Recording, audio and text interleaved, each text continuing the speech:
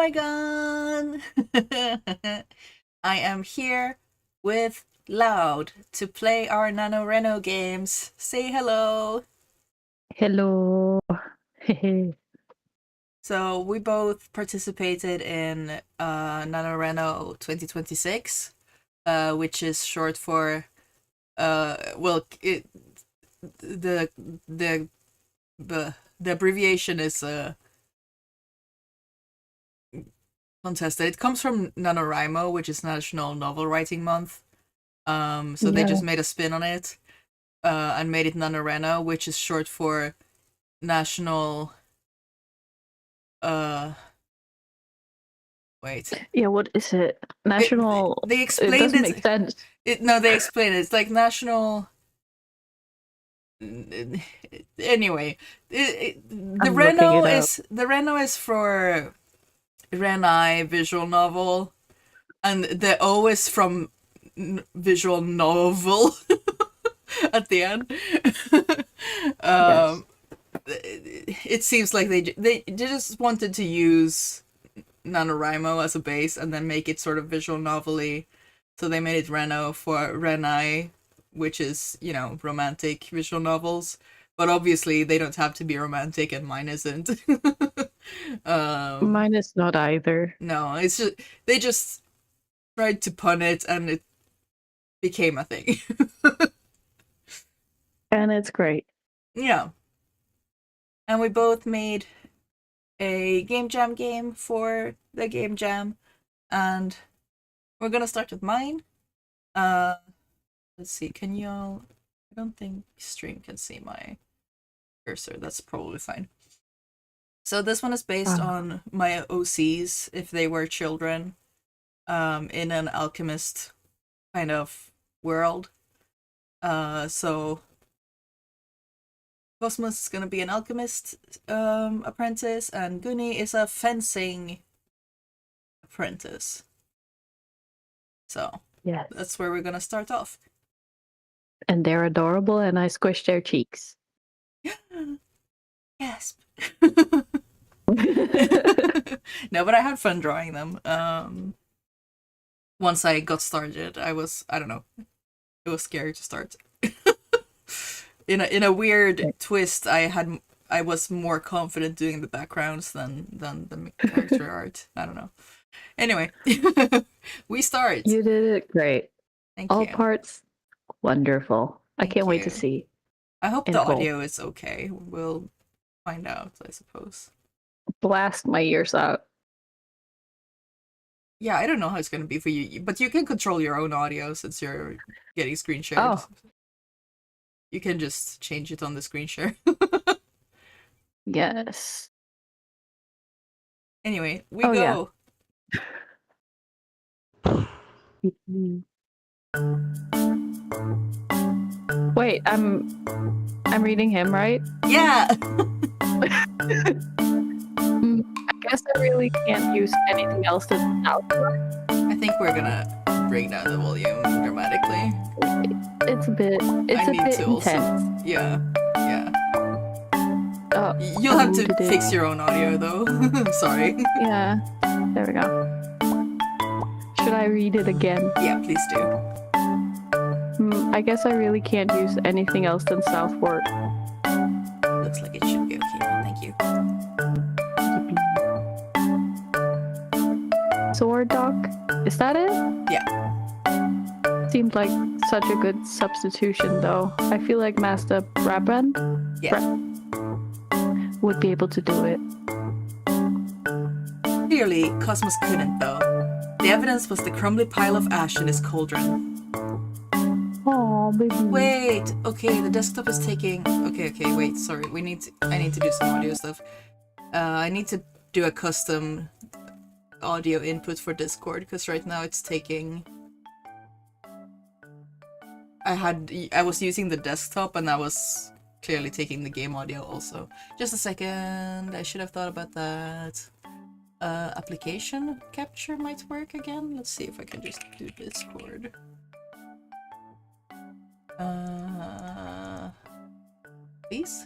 Please? Okay, I think we have you here.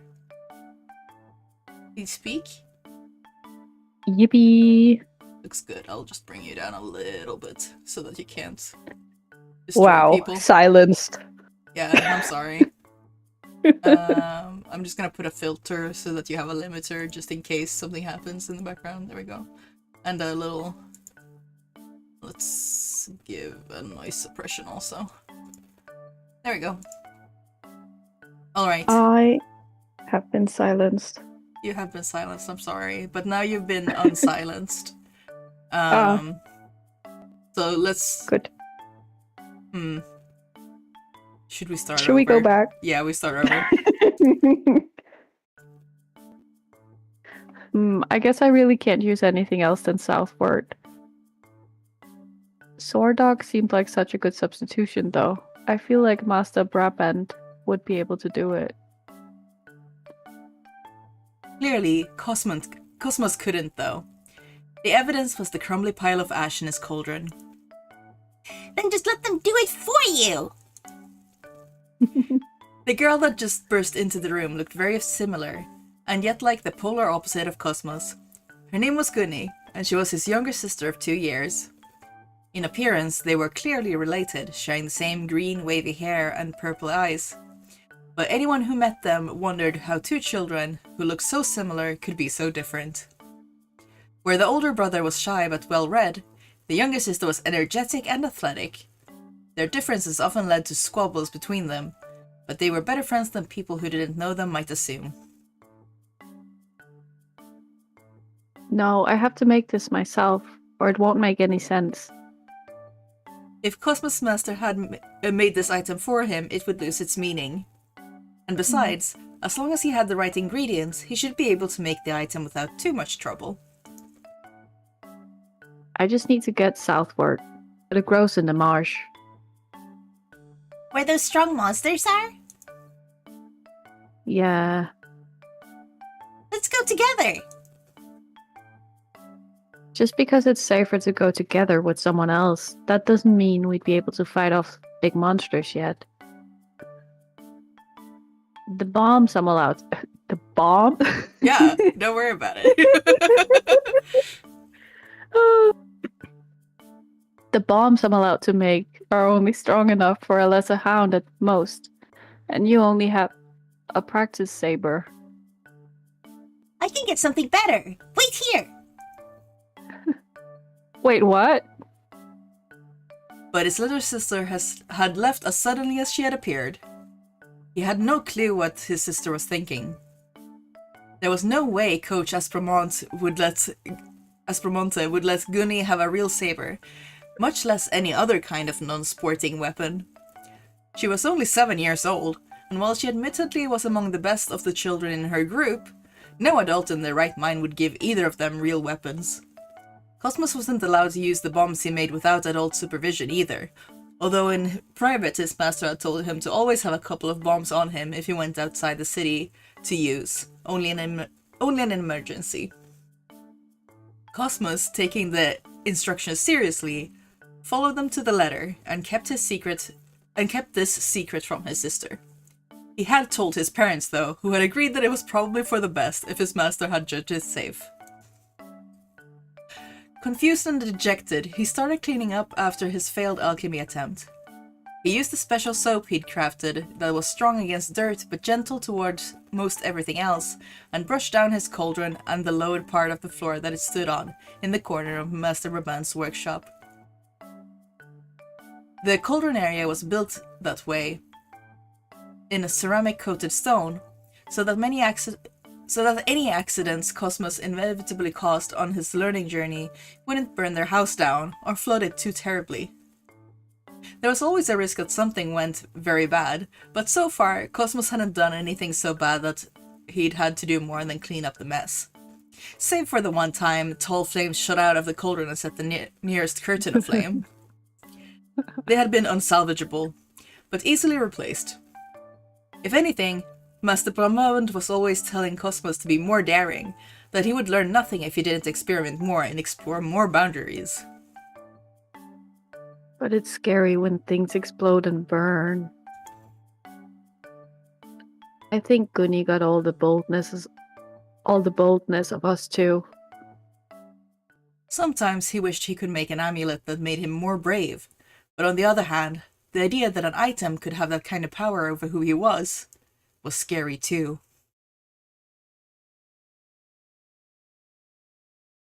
Slam! Eep. Okay, let's go! What? Go where? To get that flower!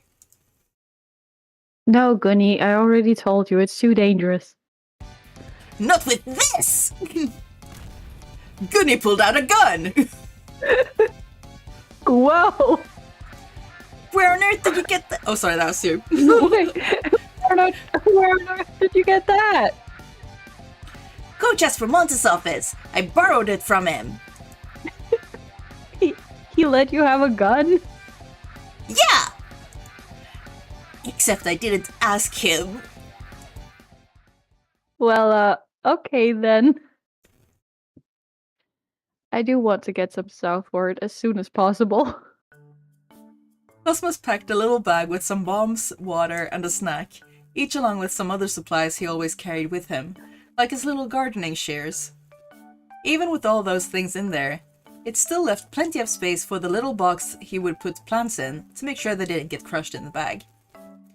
Plus, Master Brabant had done something to it so that it would help keep the plants you gathered keep fresh for longer. Cosmos hadn't been able to figure out what it was yet, and Brabant had just smiled in that enigmatic way they always did when something had been set up to be a puzzle for Cosmos to solve. Although, sometimes he was pretty sure that they used it as an excuse to not bother with explaining something that they didn't feel like explaining. Fortunately, Cosmos liked figuring things out by himself, so usually it didn't bother him too much.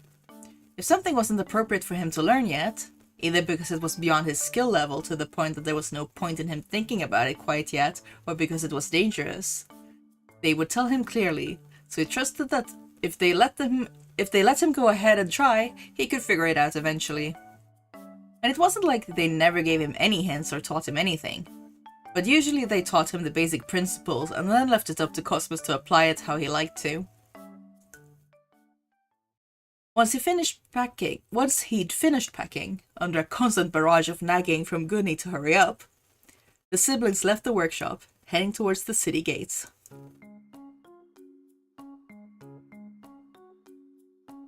It was a pleasant, sunny day with a mild breeze. A perfect day for foraging. One of the adults weeding in one of the fields along the dirt road looked up as they passed, waving cheerily. It was Mrs. Rosa, one of their neighbors. Hey there! Hello, Mrs. Rosa! Where are you two kids headed? Gunny opened her mouth to speak, but Cosmos interrupted her, unsure that she wouldn't accidentally say too much. We're going to go forage in the forest. You be careful, alright, and don't go too far in. Yes, Mrs. Rosa. Yes, Mrs. Rosa. They waved goodbye and continued walking. A couple more of the adults working in the fields waved at them as they passed, some shouting short greetings before continuing their toil. It wasn't very unusual to see children running about, so no one questioned them or stopped them, even if Cosmos was very nervous. If anyone noticed the gun Gunny... Oh. Well. Oh. Must have accidentally hit the scrolly wheel. Oh. If anyone noticed the gun Gunny carried, they would definitely be in trouble.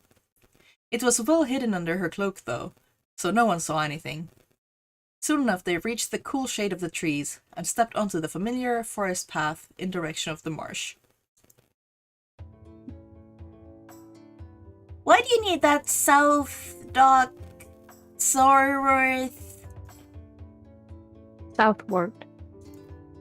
That. Why do you need it anyway?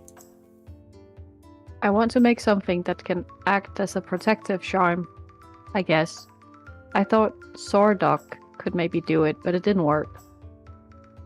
You could just buy it. She had accompanied her brother to the market enough times to know that the alchemists often just bought the ingredients that were readily available, or difficult for them to acquire themselves. I tried. Of course he had, even before attempting to substitute in Sardok. But they didn't have any, and it'll be 2 weeks until they maybe get some more. Is it homework? Kinda. Gunny didn't press further. She didn't quite understand what all the things Cosmos did were, or why he did some things. Partially because he didn't always either, if his master gave him something particularly confusing to do. But she could understand having a due date on a task. Not that she always cared to make an effort to try and complete the task in time if she didn't feel like it.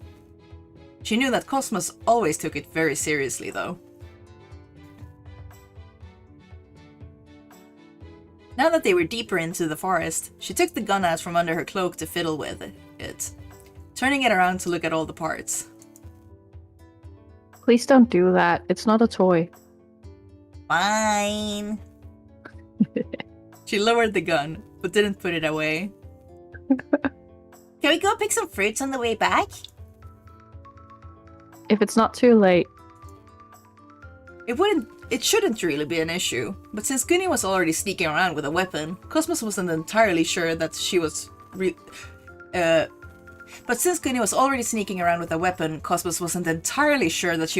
allowed to have.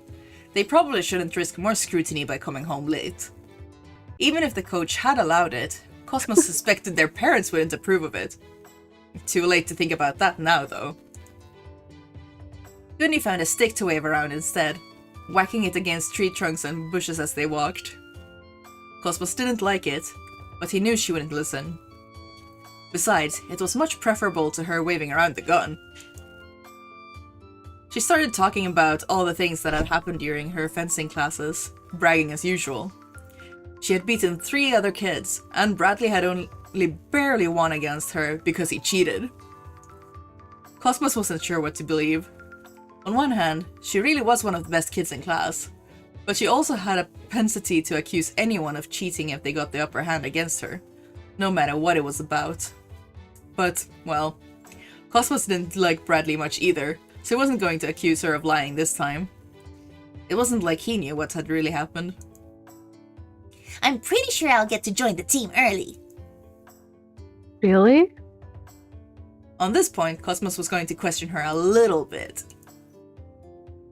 It's not like you can compete in the junior league yet anyway. Sometimes they let you join early. Only a little bit, depending on when during the year you were born. Not 3 years early. Goody pouted, puffing up her cheeks. We'll get in! You'll see! She angrily stormed ahead, around a bend in the path where Cosmos couldn't see her anymore. Cosmos's desire for correct facts was quickly overshadowed by his fear for her safety. He rushed after her, fearing the worst when he heard her yell. Gunny! He turned the corner just as he heard a loud zap, and a thud as something fell. He met his sister's gaze, the two of them catching their breath in stunned silence. On the ground lay a wolf beast, unmoving. I did it. Gunny tried to smile confidently, but her legs were still shaking a little. Cosmos reached out to squeeze her hand. Good job. He took a deep breath.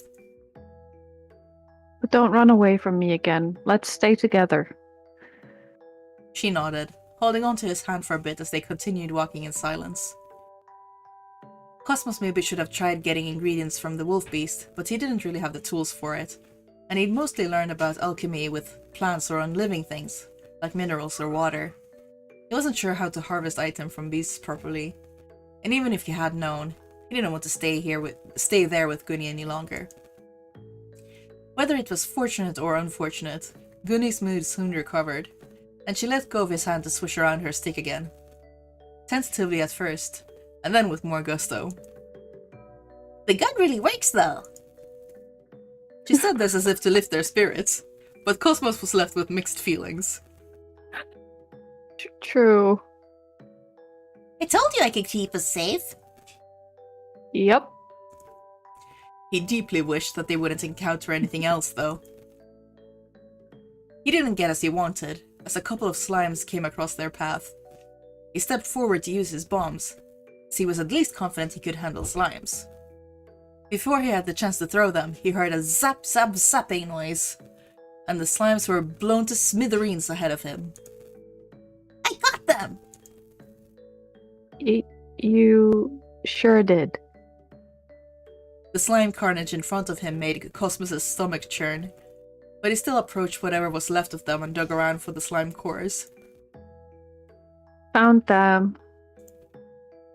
They didn't look much different from the rest of the slimes, but they were slightly denser and had a bit of a shimmery tint to them if you looked at them in sunlight, of which there wasn't much this deep into the forest, so Cosmos had entirely relied on feeling and past experience when taking the cores. And I'm really sorry, but I need to blow my nose just a second. Mute my mic. Let's enjoy the art in the meantime. It's beautiful, and I love their expressions. And I'll squish their cheeks again.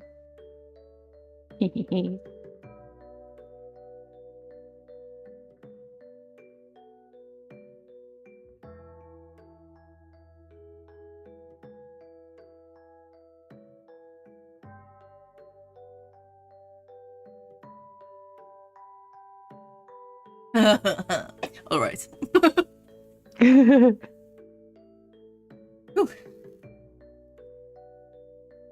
Ew! Cosmos ignored his sister's disgusted noises. It's not like he really wanted to pick up slime, but it was a useful ingredient for many alchemy recipes, and unlike the wolf beast, he knew what to do and what to pick up.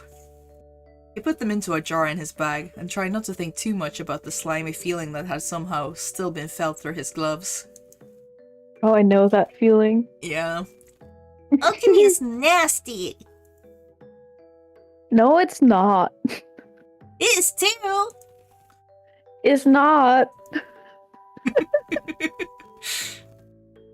They kept on arguing as they walked further into the dark woods, oblivious to their surroundings until the ground got muddy and soft. The kids focused up, neither of them excited about the idea of possibly slipping and falling. Their boots were built to withstand most weathers, but the rest of their clothes were not. Truce? What's that? It means that we agree to be peaceful for now. Yeah, sure. But this still makes alchemy look ewy. Cosmos sighed, but he didn't really have any good counter-arguments. Here, put this on your shoes.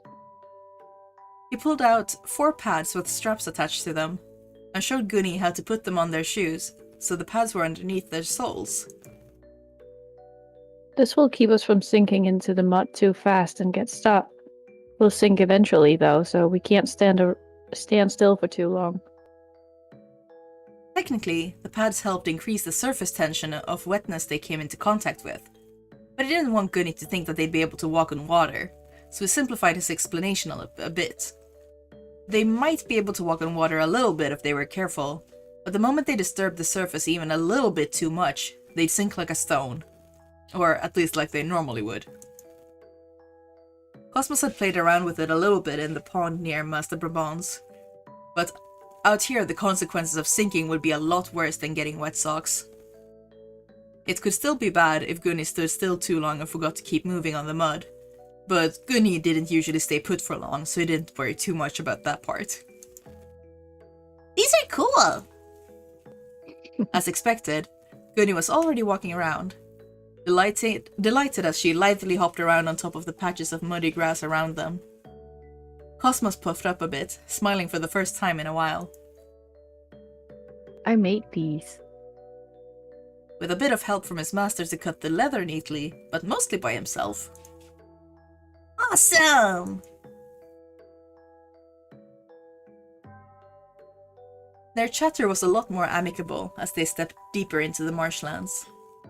Cosmos had been worried at first that they'd have to search for a long time to find Southwort, but they spotted them almost immediately on the other side of a small lake.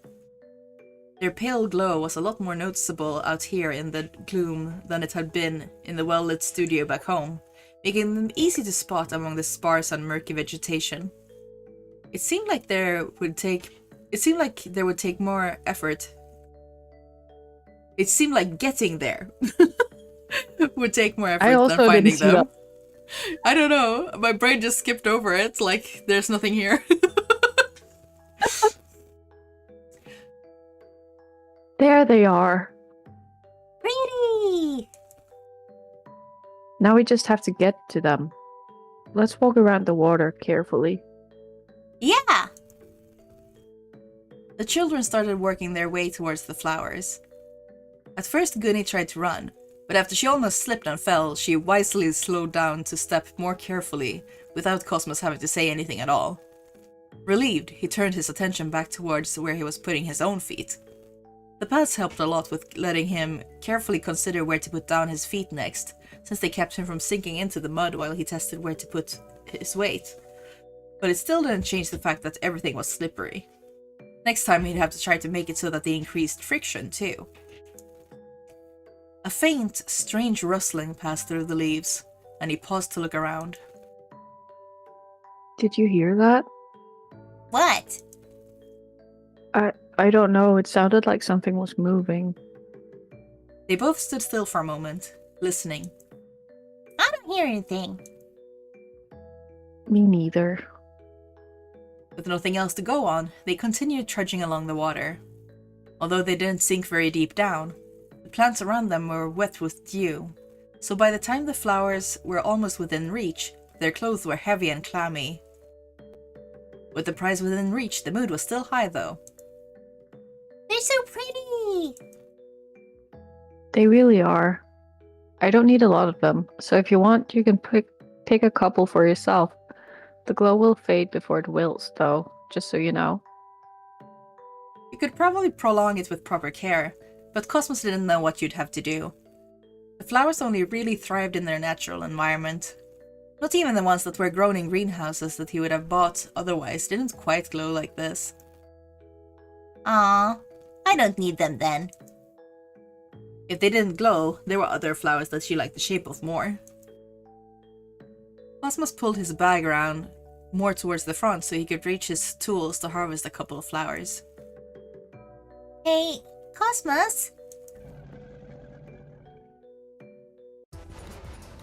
Oh. He barely had the time to register the return of the rustling sound before a rumbling growl resounded through the marsh, making the siblings flinch. Cosmos could feel the color drain from his face as he turned. That was not a wolf beast, and certainly no measly slime. He trembled as he looked into the eyes of a lion drake. It looked big enough to swallow one of them in a single bite, and snarled menacingly. Gunny, stepping into focus with shaking knees, raised the gun and fired towards it. She had aimed for its face, but hit its shoulder with a loud zap that shook them both. The lion drake rose up on its hind legs and roared, sounding more angry than anything else. We have to run.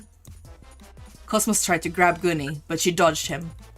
We can't outrun him, we need to defeat it! The lion drake lunged towards them, and Gunny shot at it again and again, hitting it once before missing as the lion drake leapt to the side to avoid being shot again. Cosmos realized that Gunny was right. They would never outrun the monster. But he also saw that Gunny's hands were starting to shake more and more. She'd have to get really lucky to kill the drake. In a desperate act, he grabbed a smoke bomb and threw it as hard as he could. The smoke billowed out in a whoosh, and although the drake seemed to try to run aside, the smoke followed, as confused about it as Cosmos was. The smoke bomb must have somehow gotten stuck to the monster. If it was even a little bit smart, the monster would soon figure out that it needed to get the smoke bomb off, so while it was distracted, he grabbed Gunny's arm and threw another smoke bomb on the ground before sneaking through the fog in the direction they'd come from. He hoped. They were as quiet as possible as they crouched and sneaked away, terror gripping Cosmos's heart as he heard the beast huffing and tearing at anything that moved around it, getting closer and closer. He wanted to run, but if they did, the beast would definitely hear where they were. They couldn't run. mustn't run. It was getting closer, but don't run, don't run, don't run, don't run, don't run, don't run, don't run, don't run. A loud thwack in the distance snapped Cosmos out of his spiral of despair, and he finally managed to breathe as the lion drake leaped away from them with a roar, hunting the source of the noise. Whatever it had been, it had saved them. Once they reached the cover of the trees again, they broke into a run, running as hard as they could without stopping until Cosmos's legs gave out and he fell into a pile on the ground. He half expected claws and teeth to rip into him as his sister called out to him, but once the ringing in his ears faded, all he could hear was his own heartbeat, and heavy breathing, and Gunny shuffling towards him. She hadn't been able to stop right away, and had to make a loop to return to her brother. "Are you alright?" Yeah, I think so. He was beyond exhausted, and breathing kind of hurt, but he was pretty sure he was all in one piece. Gunny heaved a giant sigh, and Morfelda sat down next to him. "I can't believe we made it." Yeah. They both slowly regained their breath, jumping at the slightest sound around them. We're so lucky that that noise distracted it. "Oh, that's me. I threw a rock." Cosmos looked up at her, stupefied, and then laughed. Nice.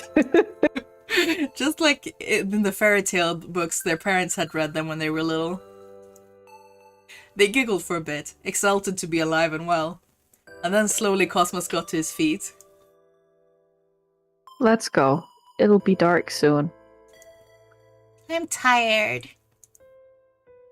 Despite whining about it, the little girl stood up to walk alongside him, not complaining as he reached out his hand towards her.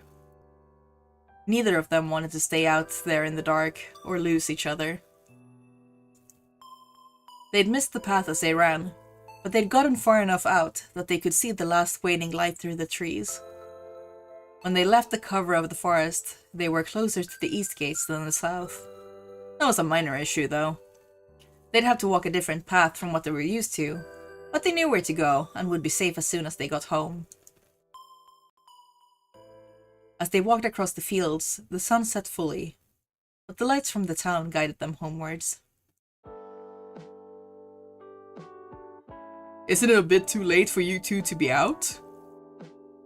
We lost track of time. "Better head straight home, you hear? Your sister looks about to pass out. Here, have some biscuits." Thank you, sir.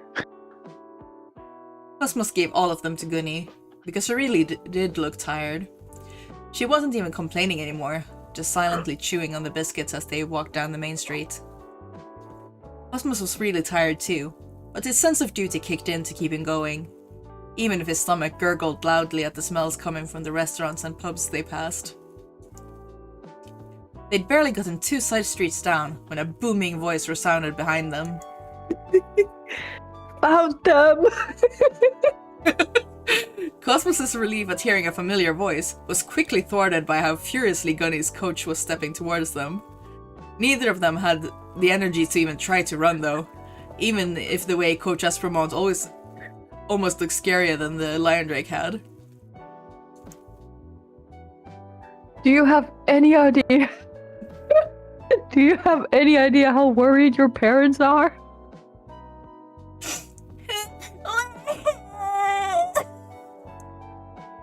In a panic, Cosmos rushed to put his arms around his sister as her knees buckled and she started crying loudly.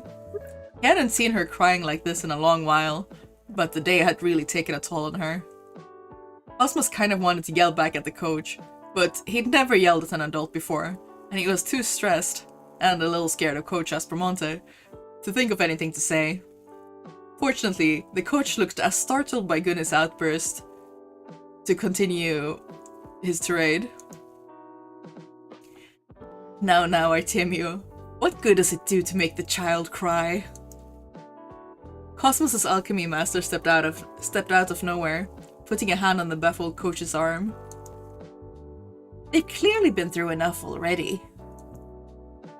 Coach Aspromonte pulled his arm away in a defensive gesture, embarrassed and unwilling to be reproached by the whimsical and flaky alchemist.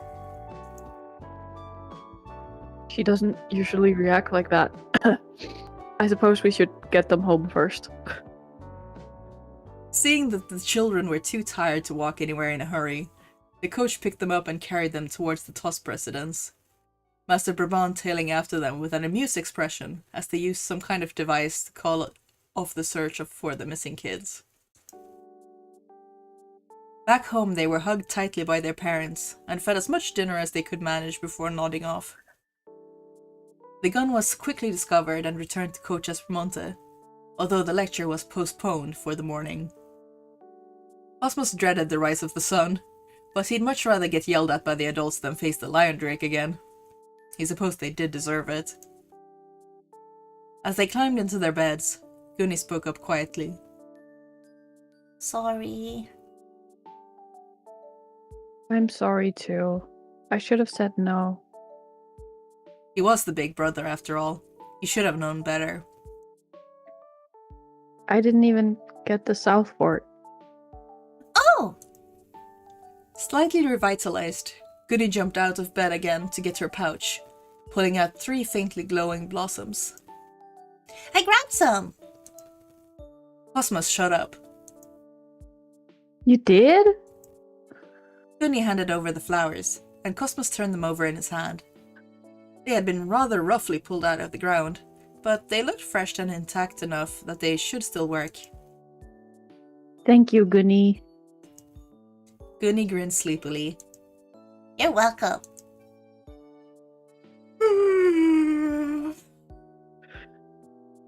After that, she huddled up in bed and promptly fell asleep.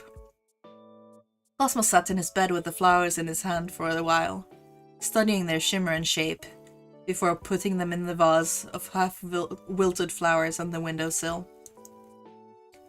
He really owed his sister for grabbing the flowers. Now he had to make doubly sure that he made the amulet well. He'd intended from the beginning to make a protective charm for his sister, one that would both protect her and help her fight back in a pinch. But now it was also a thank you gift for everything she'd done for him during this adventure, ill-advised though it had been. He took off his glasses, looking at the blurry glow of the flowers through heavy eyelids as he drifted to sleep. As soon as they were done being yelled at, he'd start working. Yay! Yippee! Aww. Thank you for helping me read it. You too. So cute. Oh my god. Much to read.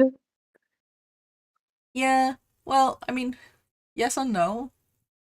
Yeah. I mean, we played for we've been streaming for 40 minutes, so I guess around 30 minutes. Ooh. So Nice. it's short for a visual novel, but also I feel like it's a decent length for a game jam, and also considering that Yeah. I haven't really written anything properly in a long while. Mood. Shake sounds. It was cute. Thank you. Gunny is a problem. No, she's iconic.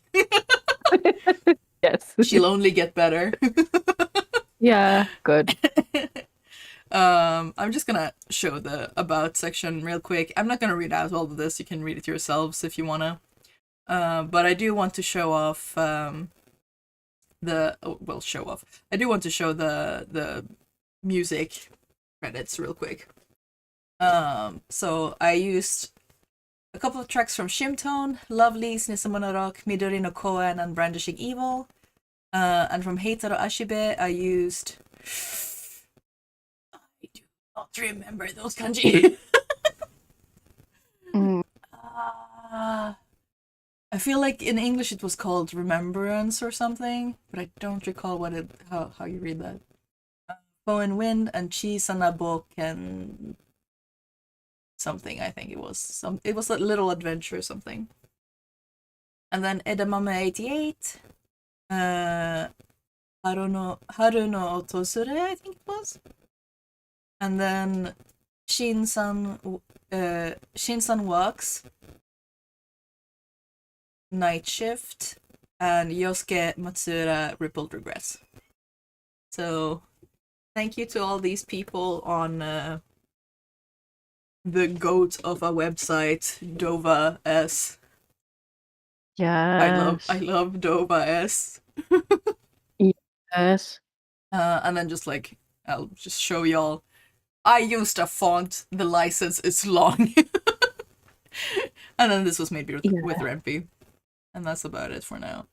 I am planning on making a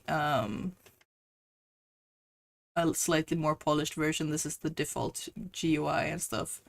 But it's going to take a while. I have other stuff I'm doing too, so. But yay. Oh, and if anyone is curious, I did live stream as I drew the character sprites, so those are available to watch if anyone's curious. And they good. Thank you. I have set them up so they can be animated. So that's kind of, yeah, so that's kind of what I'm planning for. If I when/if I made get back I make a polished version. Yeah. Yes, I believe. Thank you. All right, I'm just gonna open up your game too. Yippee! Let's see which. Need to make sure I don't box myself while I do this. Yes, please do not. I'm trying. That would be silly. It would be. I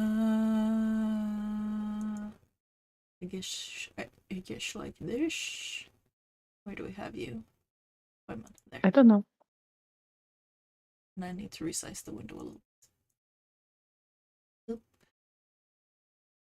Ooh, ah, ooh, ah.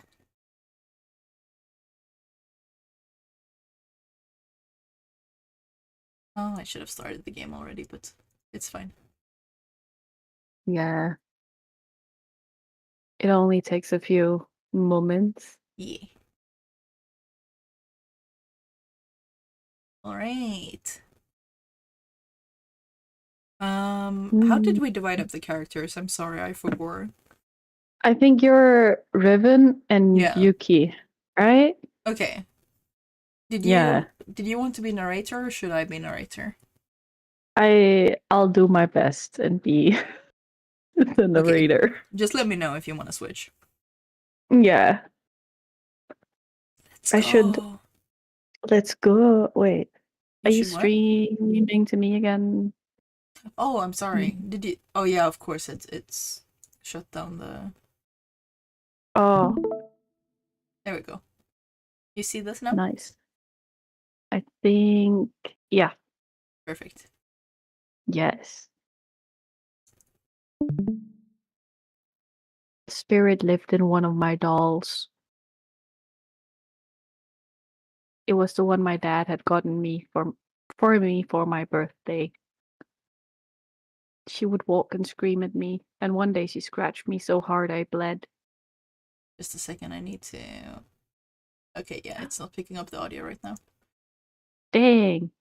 I'm sorry, I am bad at this. No. I guess it would be Firefox then. Yeah, there we go. Do you want to start over, or should we just keep going? We can just keep going, I guess. I'm not sure why I can't hear it, but it's fine. Oh, you can't? No, but it's fine. Okay.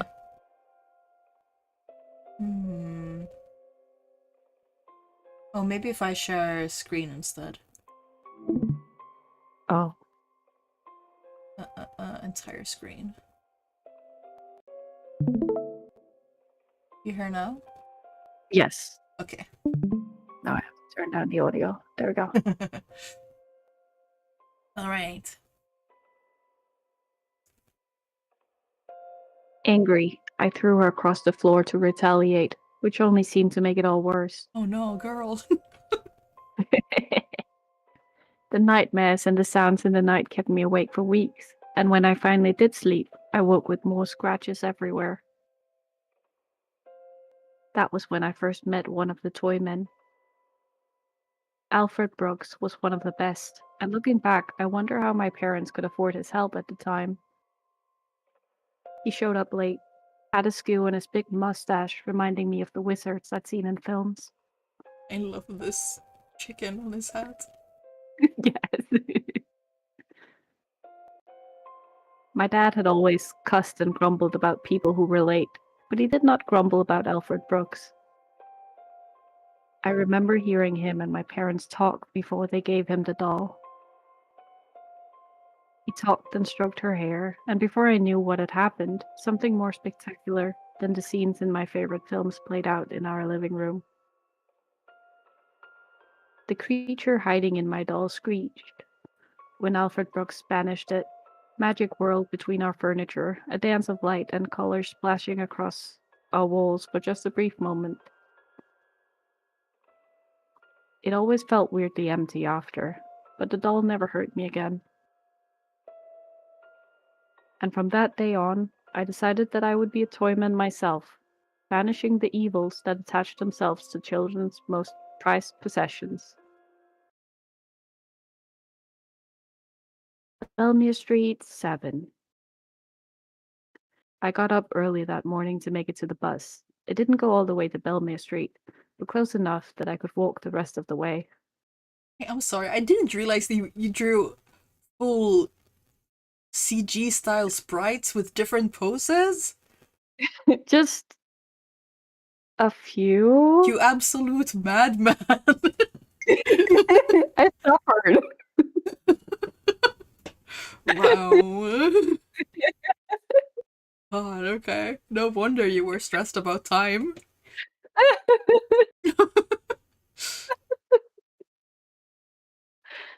I was on my way to my future mentor. I had finished a degree in the paranormal and had gotten an apprenticeship under one of the best toymen that I could find. Bellemere Street 7 lay between two other buildings, one housed a restaurant and the other a flower shop. People around me all seemed more interested in the other two. They spoke of the food or plants they wanted, and sometime I'd probably have a look myself. But in this moment, all I could think of was entering the place of my dreams.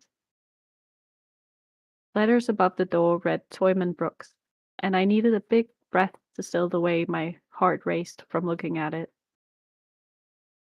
I knew, of course, that Alfred Brooks had retired, but the opportunity to learn under his grandson was just as much of an honor.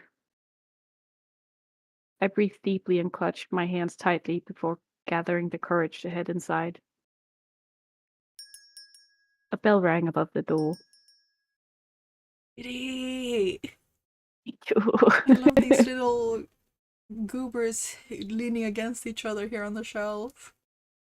Yay. And the little Angie Bunny. He must be there. Yeah. The inside of the shop was dark, the air a bit heavy, but in it lingered the smell of sweets and flowers, so it wasn't unpleasant. There were toys everywhere I looked, some vintage, and some I could remember seeing adverts for. They lined the walls, hung from the ceiling, and filled the shelves. Some even lay scattered across the floors. But aside from those, the shop was weirdly empty. There were no people behind the counter, and no faint rustles from somewhere just out of sight. Hello? I called out softly, expecting a reply from somewhere in the shop, but got none. Walking a little further in, I found a stack of boxes that had been knocked over. Even more toys lay scattered across the floors, having fallen out of the different boxes. These all looked rather new in comparison to the things lining the shelves. I leaned down and picked up a plush, carefully brushing off a bit of lint from its embroidered face. As I held the little plush, it felt strangely heavy in my hand, but I didn't get to think much of it before I noticed. Right there, next to where the little plush had been, was a hand.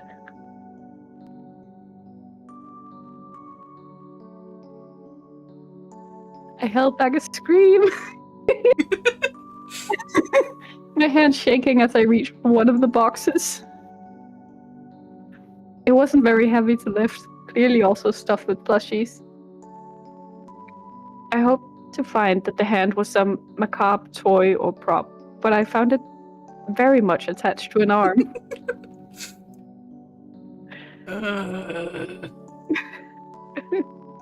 Someone groaned from underneath the boxes, and everything in me screamed to run as the hand pulled back and the boxes started to fall aside. A person emerged from beneath them, a man, though he looked a bit more like a ghost to me. He was pale and his hair tousled, his eyes blurry as though he'd just woken from a long nap. He stared as confused at me as I did at him.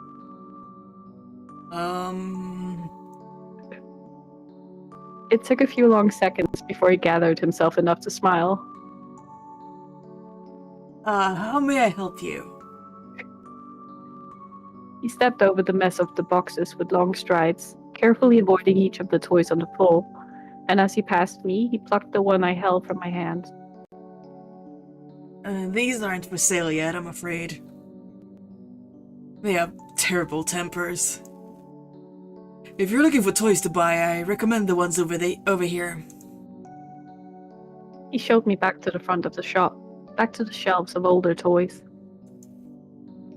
I followed him, too stunned to speak at first. A moment ago I thought I had a dead body to consider, and now this guy was trying to sell me toys.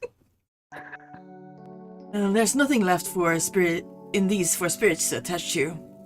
Of course, I can't guarantee anything, but... I raised a hand to stop him.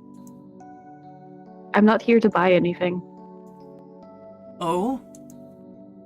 I'm Juniper Fitz. I reached out my hand to shake his. He looked, but didn't take it. I'm looking for Riven Brooks. I'm his new apprentice. It was my understanding that we'd be meeting here. The man stared at me with wide eyes, the seconds stretching out between us. Riven? I got everything you asked for. Can you remind me again how ice is somehow invaluable to your... A woman came into the shop lugging several bags. She quieted when she found the two of us. I stared back, failing to think of what to say at this point, and the man stood as though he'd frozen into place. Wait, you must be Juniper! The woman rushed between us to put the bags down on the counter. I'm Yuki. We spoke on the phone, remember? Yuki, yes, of course. It's a pleasure to meet you. Oh, likewise. I see you've already met Riven, too. I looked at the man again. I'm sorry, his expression is so good. It's so stupid. Yeah. I almost couldn't believe it. You're Riven? No. However, even if he denied it, I could tell from the look on Yuki's face that the man was lying. The two of them argued with their expressions, and an assortment of head shaking and nods exchanged between them rather than words. In the end, Riven lost the quiet argument, but rather than say anything, he rushed back through the shop and left through a door by the boxes he'd been under. I looked after him, and Yuki did too. I'm sorry, Juniper. Just a moment. She walked after the man, disappearing into the same room as him and closing the door firmly behind them. Unfortunately, the walls were thin as paper because I could hear most of what they said. An apprentice? I told you about her. She really wanted to come and learn under you.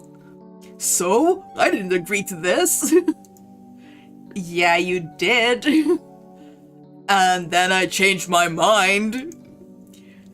All the papers were already signed. I can't handle this. If I take an apprentice, there's procedures I have to follow. I'll have to deal with inspections, controls. They'll be sending people from the bureau. I'll be just fine. The argument going on in the room next door had seemed more like someone trying to reason with a panicked child than an actual argument. And it had seemingly ended in much the same way. Riven had surrendered to whatever issues he'd had with the situation. Yuki had returned with a satisfied smile, and Riven had followed.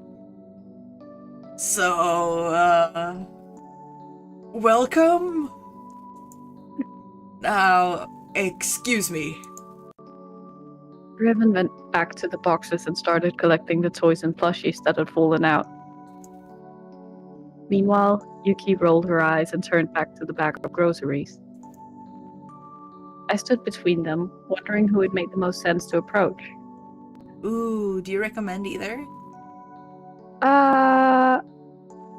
No, I don't remember which one is. I fixed them so they're like basically the same information. Okay, then I'll just start with the top one. Talk to Yeah. Yuki. Yeah. Yuki seemed the one most likely to talk to me right now. I followed her through a door hidden in the corner behind the counter. There was a little kitchenette back there, and another door I assume would lead to a bathroom. Oh, the little decorations in the window. The unhappy smiley in the fridge. Worm! Yes. She divided the groceries into a little fridge and freezer with an annoyed click of her tongue. I cleared my throat. So do you work here? I hoped that she would say yes. She just giggled and shook her head. Oh no, I just come by and help out whenever I have time. My family owns the restaurant next door. We make the best noodles around here. You should come by sometime. My treat. I see. So, are you really sure I can bring Prentice here? He didn't seem to like it. Oh, I'm sorry, don't take it the wrong way. He doesn't like new things very much. He barely even goes out unless it's for the job. Hence? She gestured to the fridge before closing it. Oh, hi cute Tetsu! Welcome to the stream!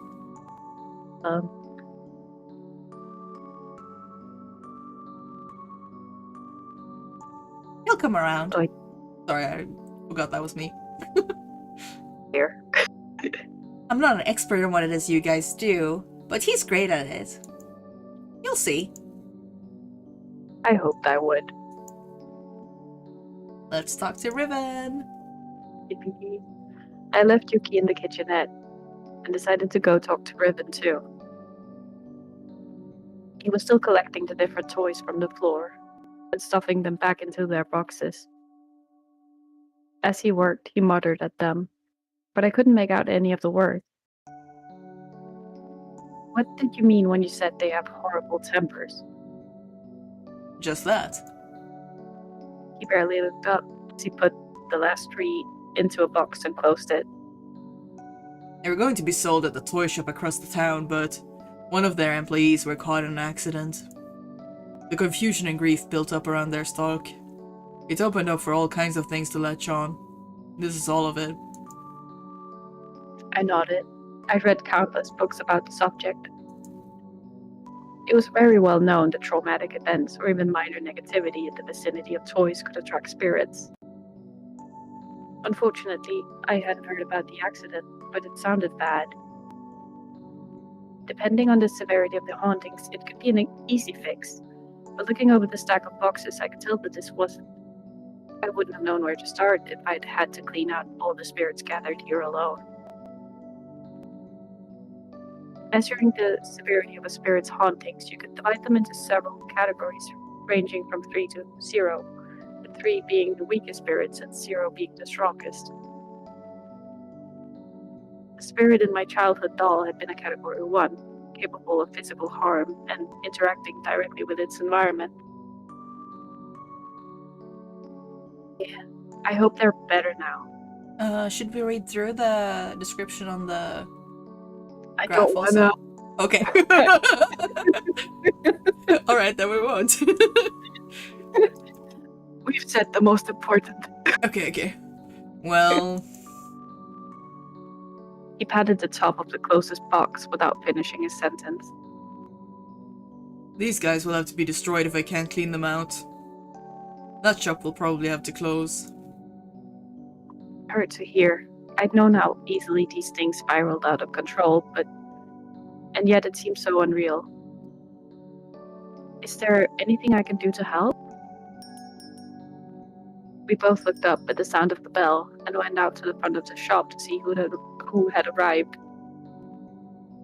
It was a woman and her kid, a young teenage boy who was clutching a bunny plush in his arm. Yuki joined us from the back to greet them. The mom looked tired and a bit pale. She was standing by her boy's side and looking around the shop with a deep furrow between her brows. Hi, how can I help you? Hello, are you that Toymen, Riven Brooks? Yep, that's me. I'm Clara, and this is Lucas.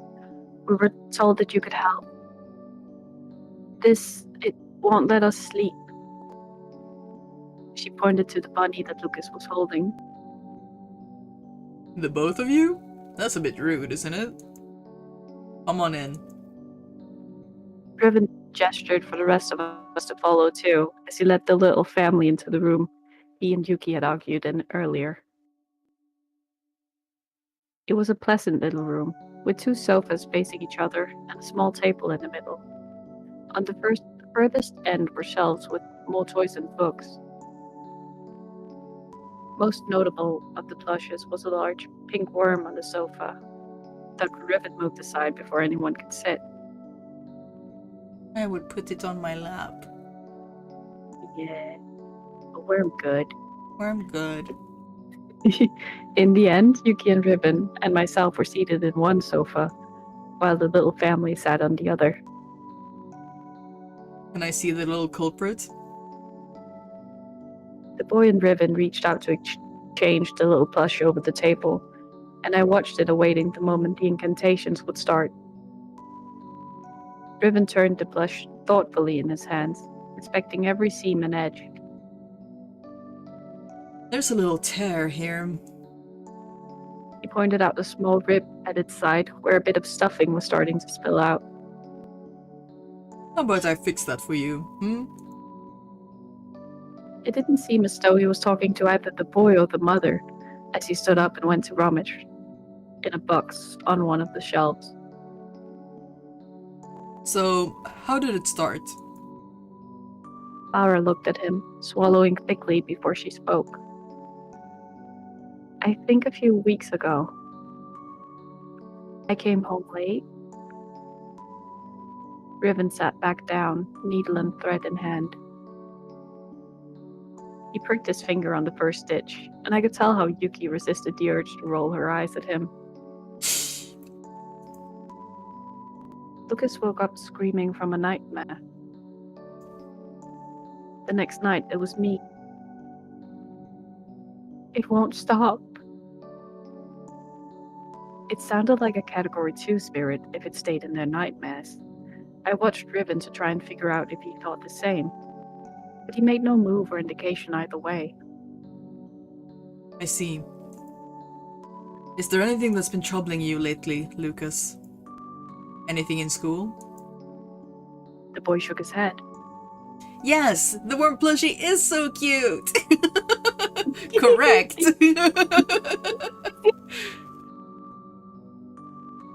I see. There was a faint smile on Riven's lips as he finished the stitches and regarded the plush. Good as new.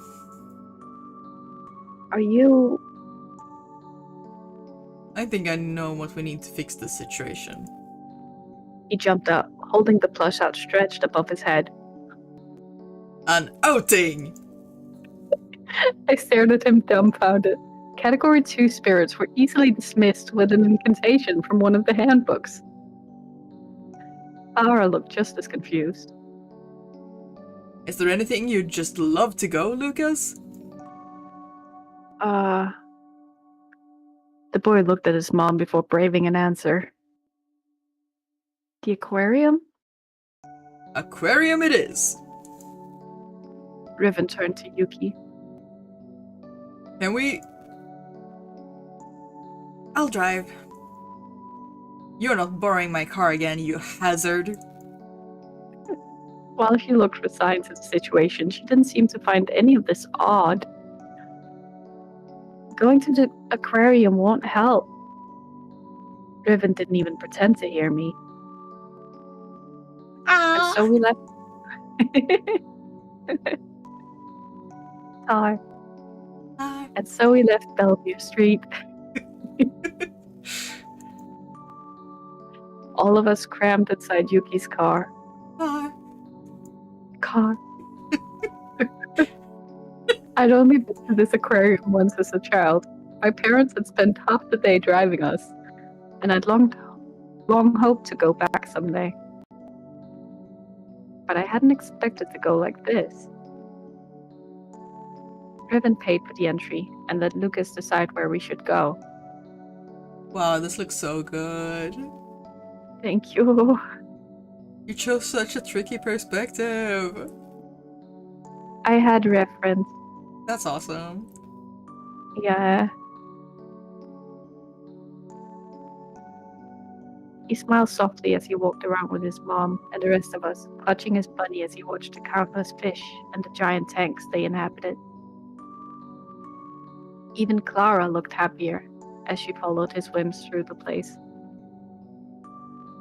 As a person watching from the outside, the time they were having seemed magical, and I remembered the trip I'd had with my parents.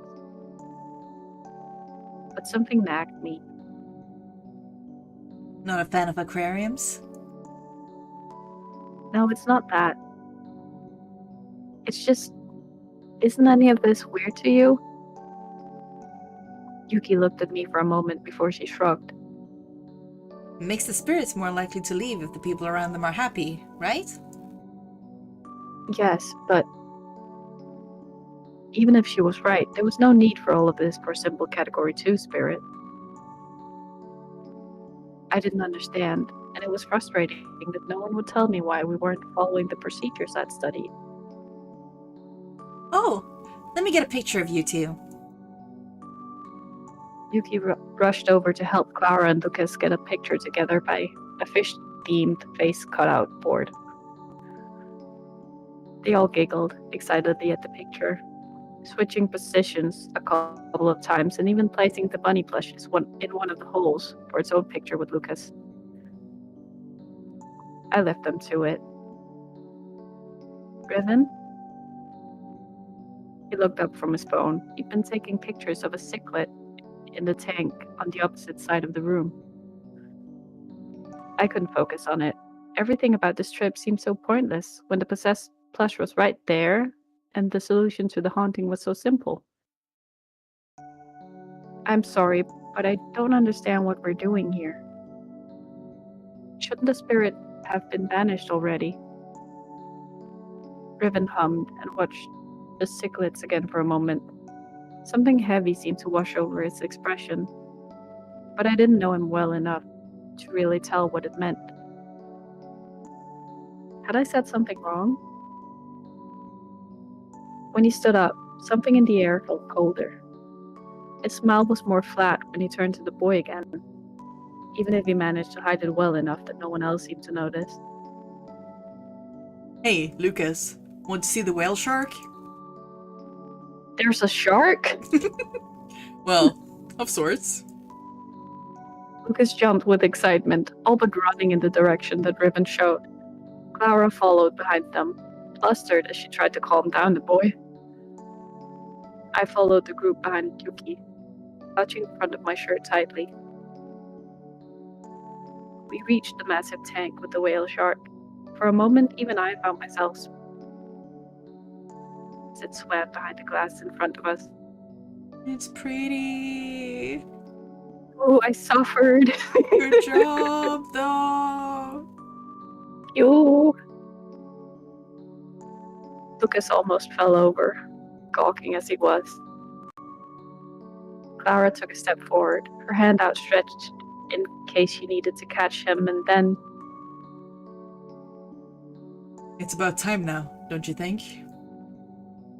Riven's words were barely audible in the large room, even as I realized that we were the only ones there, and the buzz of the other came from other parts of the aquarium.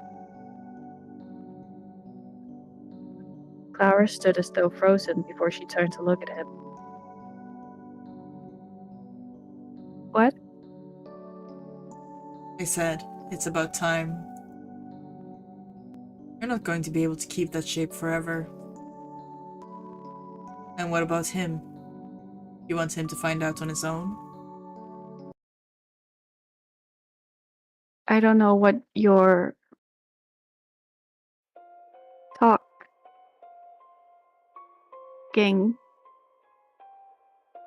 about. Oh, that's so cool! Her voice and form twisted as she spoke. It grew to tower over us. Her steps staggered as she dragged towards Riven. I will keep as long as I need. I paled, forcing back a gasp and clutching my hands over my mouth at the scene. It wasn't a category 2. Mom! Behind Clara, or what had been Clara, Lucas was struggling against Yuki to go to the twisted figure. He dropped the little bunny plush, which lay abandoned at their feet. Mom, no, he's just trying to help. No help. Wrong thing. You knew? Suddenly, Clara closed the space between herself and Riven. Her hand clutched his throat with long, sharp claws. Riven? My legs could barely hold my weight as I inched forwards. I had to help. I had to try. But I had only read about the Zeros, the spirits so powerful they could take whatever shape they wanted. There had been no incantations in our textbooks, only warnings to stay away if we ever encountered one. Riven heaved and choked, struggling against the clawed hand holding him. He'd die if I couldn't help. Mom, don't hurt him. Hurting me. No! Sorry, I forgot again. It's fair. I was so excited. I was like experiencing this like an audiobook. I was like, oh, it's so exciting. Nice. Lucas broke free from Yuki and ran across the room, his footsteps echoing between the glass walls. I scrambled after him, but I was too far behind, too slow. Mom, that... A disfigured arm swung back to push him out of the way. I saw it as though in slow motion. It would have broken his bones if it had hit him, but the tiniest little plush knocked him off his feet just in time, so the arm met empty air. It was the bunny. Bunny. It had stormed across the floor to trip Lucas. To help. Lucas looked at the little thing, his eyes wide and filled with tears. I ran past him to Clara, just barely ducking under the arm as it swung back to hit me too. I clawed at her form, stammering out the incantations I did know one by one. Oh no. Should I take it? If you wanna. It's just gibberish. Makinal no Neshimones. Fakisial ni Asumasan. Uriko Almara. Oh, you're good at it. Tal Kokodo. Tir lava etod soldalas. Libero titir felial. Enun alisham. Equilal enim. Nekut ixum at ligula. Clara. Riven's voice was thin and strained. It's horrible. What happened? What's your place? The hand clutched tighter, closing around his throat so barely a wheeze could be heard. His own struggles against the grip futile. It's not here. Light scattered throughout the room, reflecting off the glass and painting our surroundings like a kaleidoscope. Clara screeched as the light began to burn at her. It was a long and mournful cry, her voice echoing between the walls. She dropped Riven suddenly, and he heaved and coughed violently while Yuki and I ran to his side. Mom! Lucas was on his feet again, scrambling to hold the crumbling form. Mom, don't go. Don't leave me. But there was nothing to be done. The spirit was mostly gone already. And as the last parts of Clara faded, so too did the shimmering light surrounding us. Lucas's cries were gut-wrenching. He kept crying for someone who'd been long gone. Someone came to pick him up in the afternoon. Yuki and I stood by the door, watching an unsteady Riven as he kneeled in front of Lucas and smoothed out his clothes. We couldn't hear them from where we were standing. Lucas had stopped crying, but the sobs still shook through his body. The happy boy we'd seen earlier was long gone. He held the rabbit tightly against his chest, glaring at Riven. I still couldn't hear them, but I could just barely make out what Lucas's final words to him was. I hate you. The car left soon after, and Riven dragged his feet over to us. That was stupid. I just wanted to hear that. I just wanted their last day together to be a little better. His neck was bruised an angry red, and his voice was just barely there as he spoke. Yuki scoffed before stumping to the restaurant next door. I stayed in the doorway. The bunny. Riven looked up at me. You let it be on purpose? Did you know? A soft smile showed on his expression. It was mostly a lucky guess. I nodded quietly. My books had made no mentions of good or even helpful spirits, and certainly of no way to distinguish between them and others. Not to speak of how lacking the information on Category Zeros had been. I don't think I'm ready for this yet. Riven tilted his head as he watched me. Today was...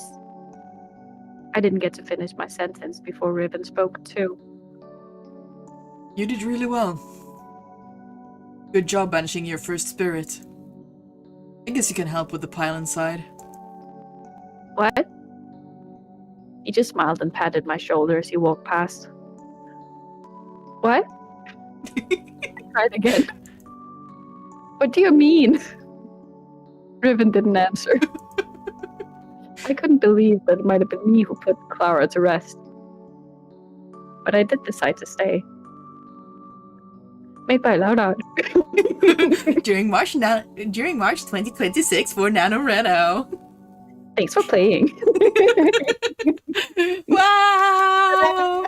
I love the twist. It was so cool. I feel so mean. What? Poor Clara. No, Lucas. she was already dead. It's fine.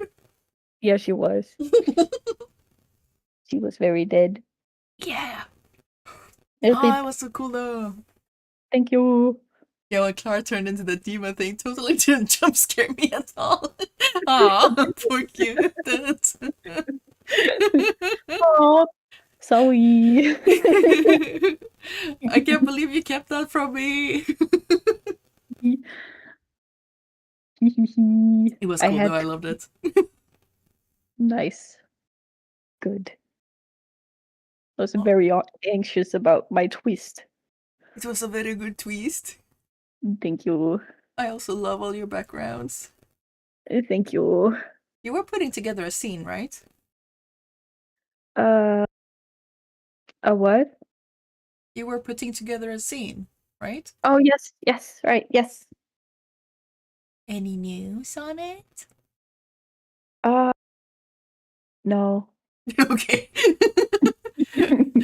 You should also definitely make postcards of the backgrounds. Oh, yeah, that would be cool. Yeah, it would be really cute. He says sadly still on the phone, but it looked really good. Thank you, Hee. Lord. I loved it. They're sending heart emojis. Aw, thank you. In the live chat react. Cool. Is there anything you wanna say about it, or I don't know. I don't think so. I want to make more. This is just Yay! her first day. Oh my god. It would be really fun to pick up and make more. You should. Also, make it- so Worm can get his intro. Oh my god, yes. I love Worm. Yes. You should make a I'm Worm so- dating sim. No. I would date Worm. Okay, that's fair. Yeah. At least there's like a short jokey one for like April's Fools next year. Yeah, that would be kind of fun. Yeah. It could be called Worm Hugs. Instead of like Worm Hugs. Or Worm Regards. Oh, yeah. Worm Greetings. That's more for Christmas. It's any holiday. But yeah. Sure. Happy Wormentine. Series. I've got so many plans for Worm. I'm really sad I didn't get more of him in. If you go the other path, there is like a line that's Oh my god, sort of. wait. We need to go. Yeah. I need Worm. It's Okay. it's sneaky. It's not much. Talk to Riven. Yes. I decided to go to Riven since he was the one supposed to be my mentor from now on. He was standing over the various toys, gathering them one by one and bringing them to their respective boxes. He worked quietly, never once turning to me. Do you want me to help? No, that's fine. As I said, they have bad tempers. Handling them directly at your level of experience is asking for trouble.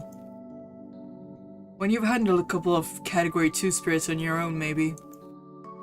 But until then, you shouldn't touch any affected toys. I nodded. What he said made sense. Measuring the severity of their hauntings, you could divide spirits into several categories ranging from 3 to 0, with 3 being the weakest spirits and 0 being the strongest. The spirit in my childhood doll had been a Category 1, capable of physical harm and interacting directly with its environment.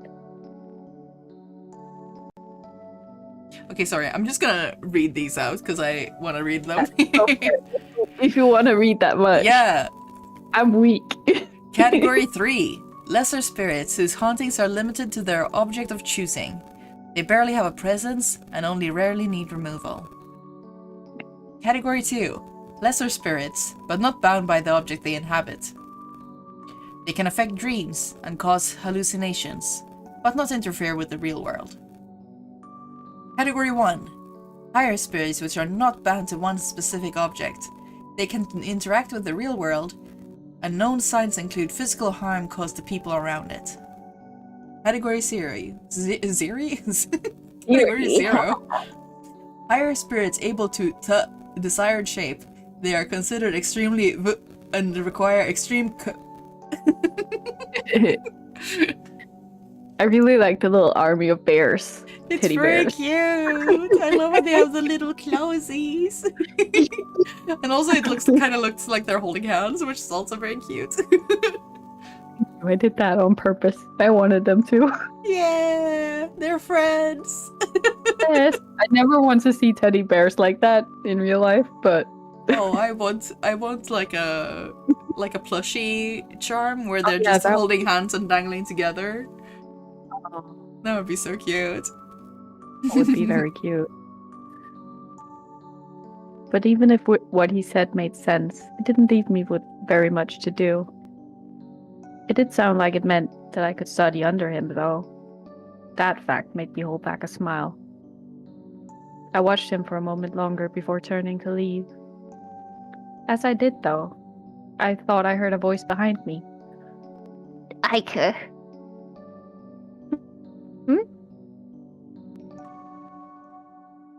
What? Did you say something? Oh, no? I could have sworn I'd heard someone, though. Was that the worm cameo? That was my little worm guy. Hi. Is the Yuki conversation any different? A little? Okay. Yeah.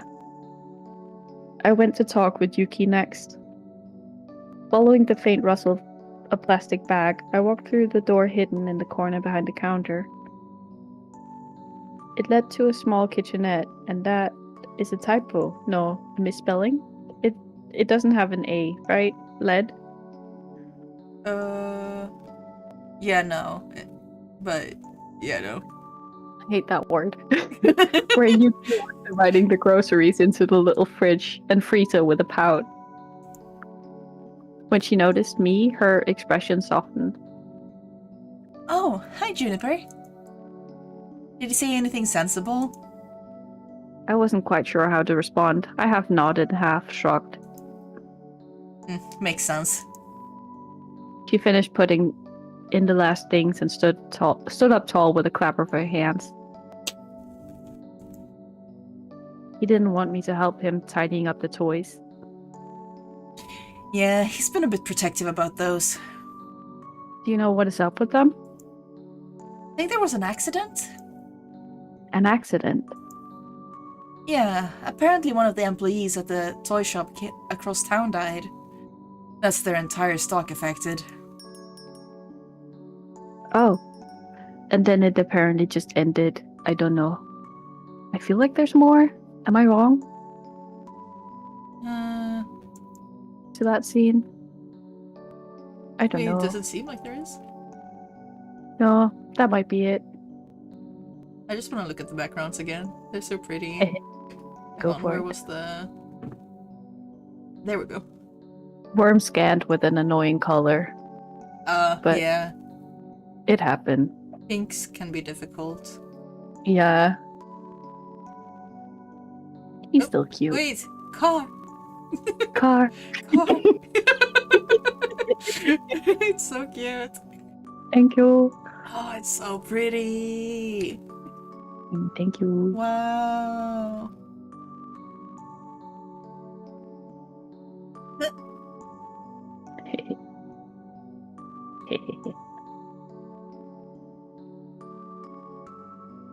Fishies. Wow.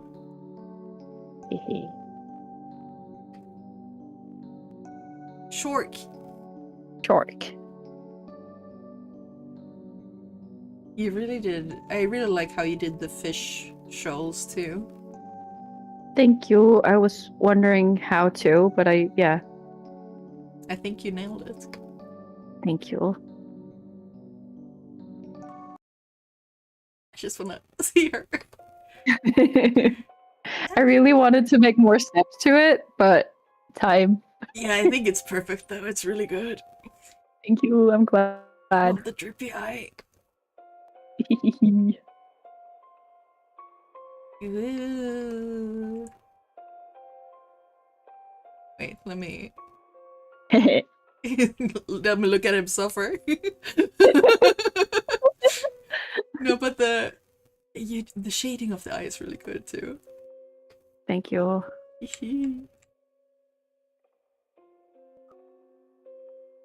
Oh, Rip Ribbon.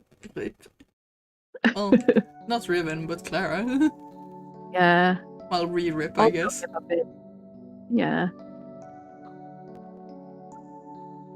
It was so good. It's so pretty. You did so well. Thank you. You too. Thank you. Whee! That's been about 1.5 hours. That's a stream. Nice. Yay. Yippee.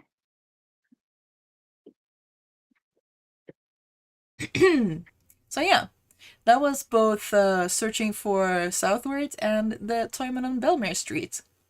The links to the games are in the description in case anyone wants to download or write a review or, you know, as you please.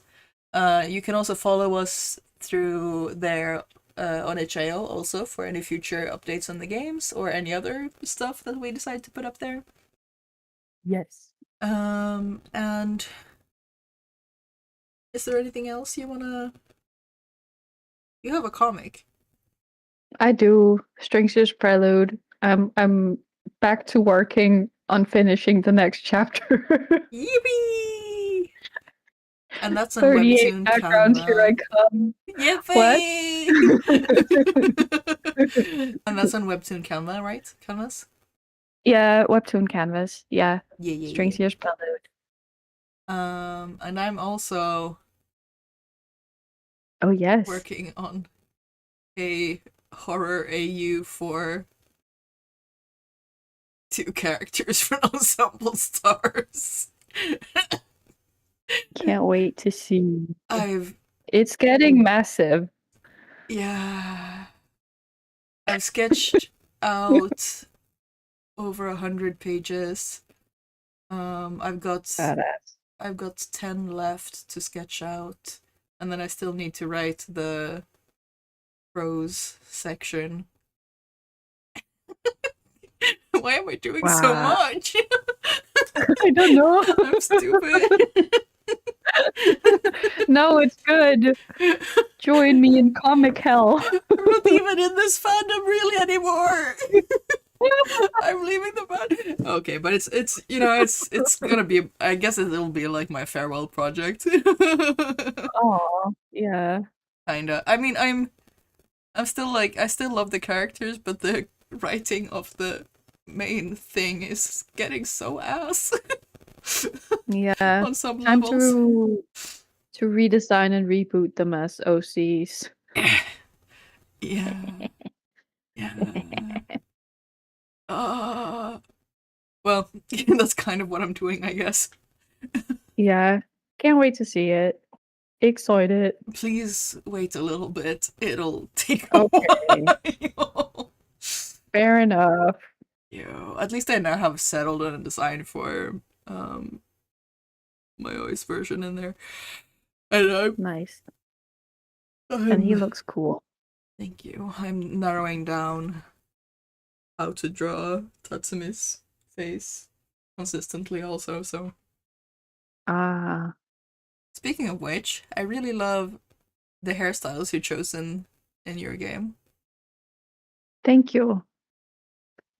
Like, Riven looks kind of like he cuts his own hair. Yeah, he did. And it's like, I do like it. It's like cool, but also you can tell that he's not good at cutting hair.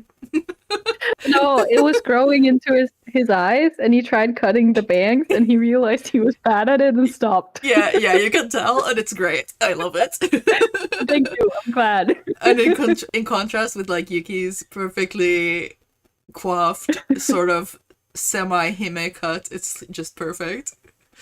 Yes, thank you. And I also love Juniper's banana. Yeah. Yeah. And The also, little blonde and also the rest of her really juicy braids. Yeah, thank you. They look very They're satisfying. super long.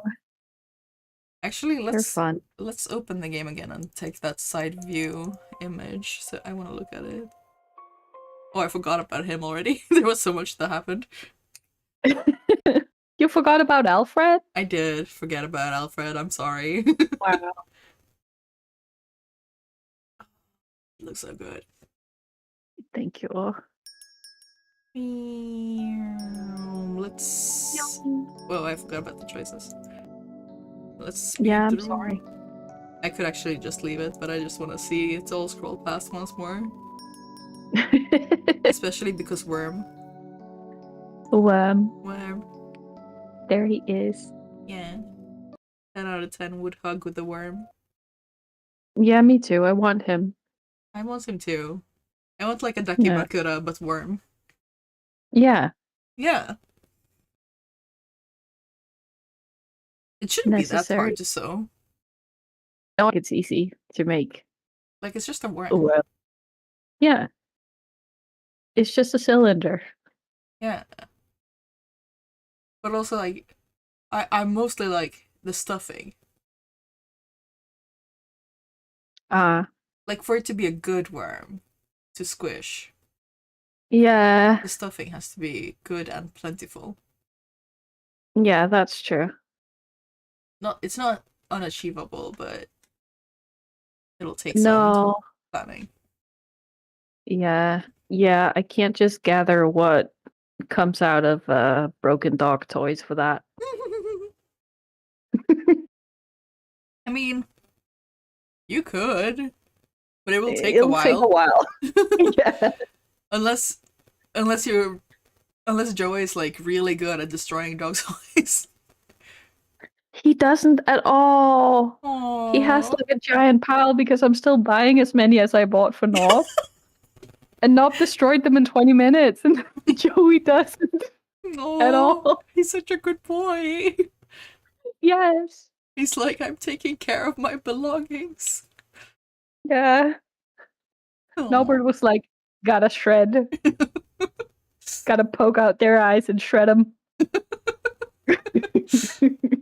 I guess he'd be a good toy exorcist in that sense. Yeah. Really effective toy man. Yeah. Meanwhile, Joey is like, I'll take them to the aquarium. Yes. We're going on a trip. With our favorite wormy ship. Yes. Well, I guess we should end this stream somehow. I suppose so. But yeah, thanks to everyone for watching us play through our games. And stay tuned for at least more wormy goodness. My comic one day, like, it's already taken me at least a year to do this, so like don't hold your breath. This was just the sketching. Expect the comic in maybe like 2028. Oh damn. But I'm planning other things too, so something should come at some point. Yeah, mood. But yeah, if nothing else, at least stream next week. Yeah. Yeah. What you playing? Do you know? Don't put me on the spot like this. Okay. Bye-bye. Bye. Good night. Good night.